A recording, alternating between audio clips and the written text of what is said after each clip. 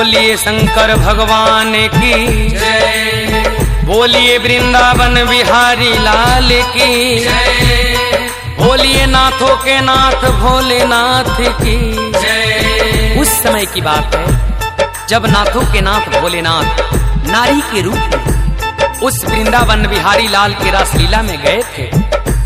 मैं गायक आलमराज, गीतकार पूना बाबू, संगीतकार काका जी, एंगल म्यूजिक के माध्यम से आप सभी शिव भक्तों के बीच में ये भजन पेश कर रहा हूँ। कोई त्रुटि हो तो क्षमा कीजिएगा। हमेशा की तरह माता पार्वती श्री कृष्ण भगवान के रासलीला में जाने के लिए तैयार हो रही थी। तभी देव के देव महादेव वहां पहुंचे और माता पार्वती के साथ रासलीला में जाने के लिए जिद करने लगे।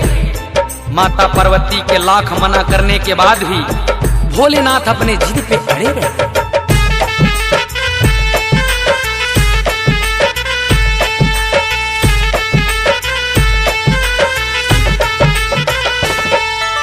एक दिन वो भोले भंडारी बन के ब्रज की नारी गोकुल में आ गए हैं, गोकुल में आ गए हैं। पार्वती जी मना के हारी, माने ना त्रिपुरारी गोकुल में आ गए हैं, गोकुल में आ गए हैं। गोकुल में आ गए हैं, गोकुल में आ गए हैं।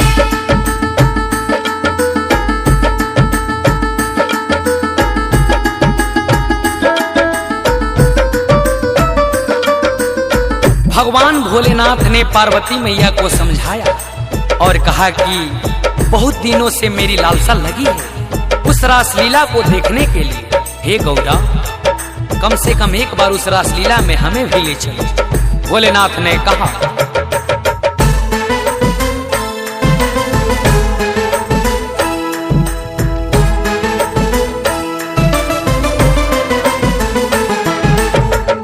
पार्वती से बोले मैं भी चलूंगा तेरे संग में।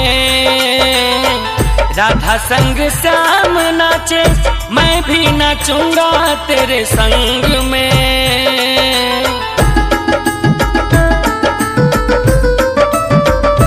हाँ हाँ, पार्वती से बोले मैं भी चलूंगा तेरे संग में। राधा संग श्याम नाचे मैं भी नाचूंगा तेरे संग में।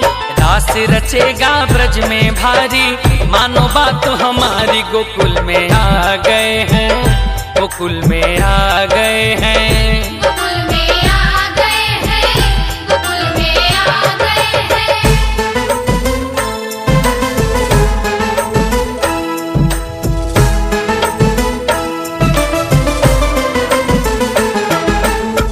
माता पार्वती ने भोलेनाथ को समझाया कि हे स्वामी, उस रासलीला में श्याम के सिवा कोई पुरुष नहीं जा सकता। मैया पार्वती ने भोलेनाथ से कहा कि आप तो पुरुष हैं, आप उस रासलीला में नहीं जा सकते।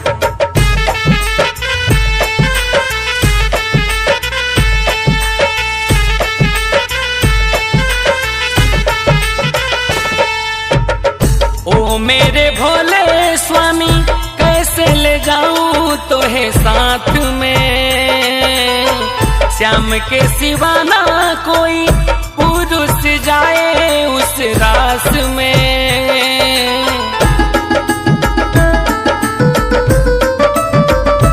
ओ मेरे भोले स्वामी, कैसे ले जाऊं तोहे साथ में। श्याम के सिवा ना कोई पुरुष जाए उस रास में। हंसी करेगी ब्रज की नारी, मानो बात हमारी। गोकुल में आ गए हैं, गोकुल में आ गए हैं। गोकुल में आ गए हैं, गोकुल में आ गए हैं।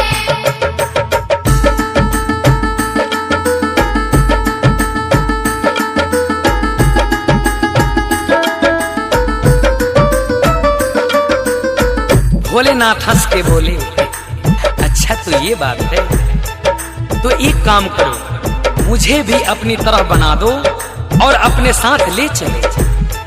तुमसे कोई पूछेगा तो बता देना कि यह मेरी सहेली है। भोलेनाथ ने गौरा माता से कहा।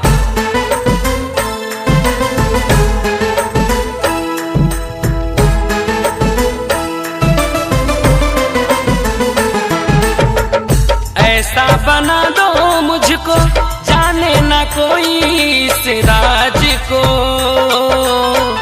मैं हूँ सहेली तेरी ऐसा बताना ब्रजराज को।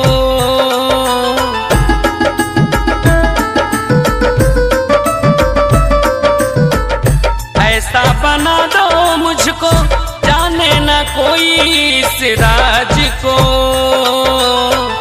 मैं हूँ सहेली तेरी ऐसा बताना ब्रजराज को।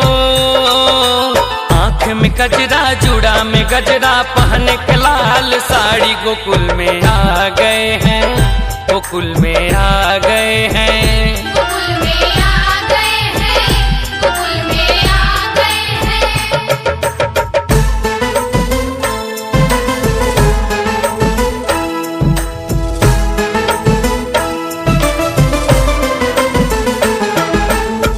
भोलेनाथ की बात सुनकर पार्वती मैया हंस पड़ी, बोली कि हे स्वामी, मोहिनी रूप तो श्री कृष्ण मुरारी ही बनाए थे, अब आप भी बनाइएगा। माता पार्वती ने भोलेनाथ से कहा।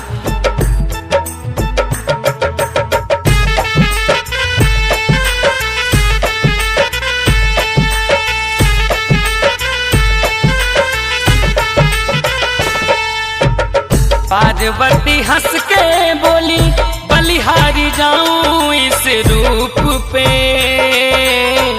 चमक रहे हैं ऐसे शीशा चमकता जैसे धूप में।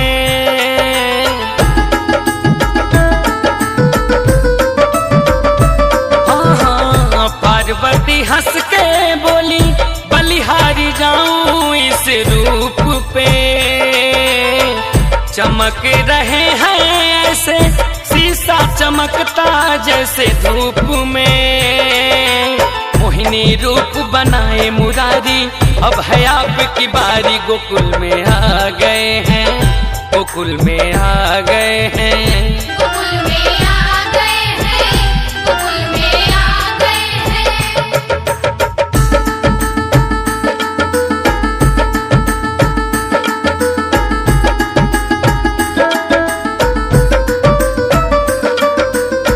अंत में गौरा माता ने उस नाथों के नाथ भोलेनाथ को नारी के रूप में सजा के उस वृंदावन बिहारी लाल के रासलीला में ले गई। जब वृंदावन बिहारी लाल के रासलीला में भोलेनाथ पहुंचे, उनको इस रूप में देखकर कृष्ण मुरारी समझ गए और मुस्कुराए।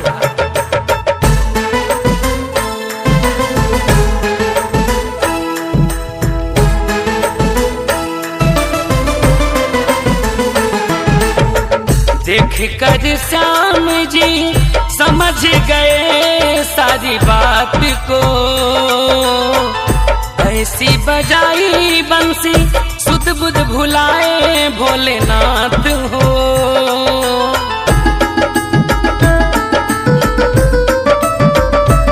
ओहो, देख कर श्याम जी समझ गए सारी बात को, ऐसी बजाई बंसी सुध बुध भुलाए भोलेनाथ हो। सर से सर की साड़ी देख के मुस्काए बनवारी, गोकुल में आ गए हैं, गोकुल में आ गए हैं।